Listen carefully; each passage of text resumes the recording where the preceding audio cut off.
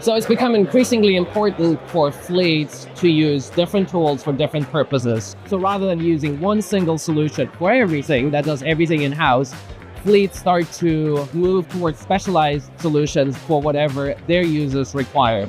Now, specifically for BeyondTrucks and Fleetio, BeyondTrucks is the operating system in which fleet owners or operators make most of their operational decisions, where customer data lives, where loads live, where tasks live, where driver data gets integrated with tasks to be thrown by the driver for the customer, and ultimately equipment data. So we are the operating system for the live fleet. Fleetio, on the other hand, is best of breed when it comes to fleet management, so managing all the equipment.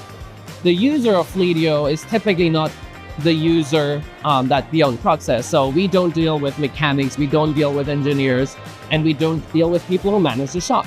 It's a very different user profile with very different needs, even though they work for the same company or the same fleet.